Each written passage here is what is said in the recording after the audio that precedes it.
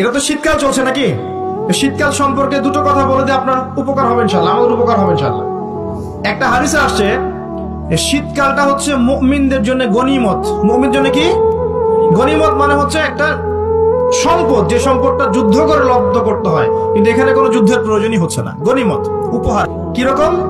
শীতকালে রাতটা হয় লম্বা, রাত্রি হয় লম্বা, হয় না? এতে করে সারা রাত আপনি অনেক ইবাদত করতে পারবেন। আর দিনটা হয় ছোট, দিনটা ছোট হয় না? এতে করে আপনি দিনের বেলা সওম বা রোজা রাখতে পারবেন।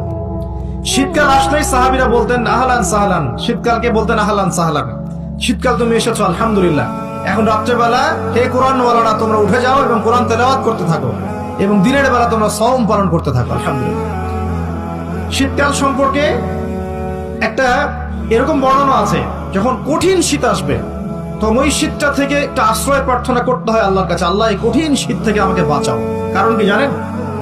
কারণ হচ্ছে জাহান্নাম বছরে 2টা নিঃশ্বাস ছাড়ে। কয়টা নিঃশ্বাস?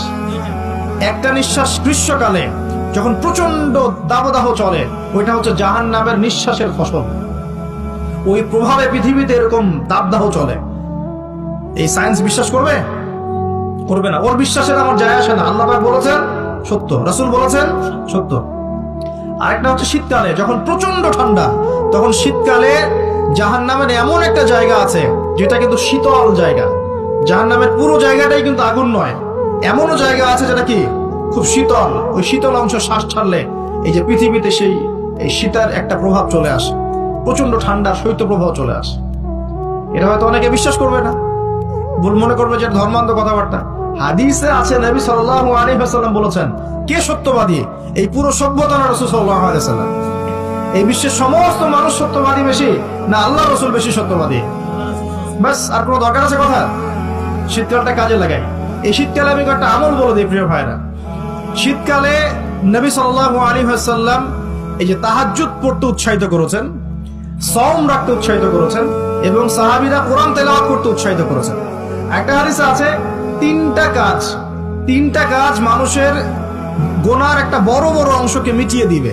1 নম্বর কাজ হচ্ছে সংকটকালীন অবস্থায় দান। মানে আপনার দান করার এখন সামর্থ্য খুব কম, টাকা পয়সার টানা হেঁচড়া আছে, এখন আপনি দান করছেন, এই দানের বিনিময়ে আল্লাহ পাক গুনাহ আপনার মাফ করে দিবেন ইনশাআল্লাহ। 2 নম্বরটা হচ্ছে যে কঠিন গরম পড়েছে, এই গরমের দিনে আপনি রোজা রেখেছেন, তৃষ্ণার্ত থেকেছেন, এই গরমে রোজা রাখার কারণে আপনার গুনাহ মাফ হয়ে যাবে ইনশাআল্লাহ।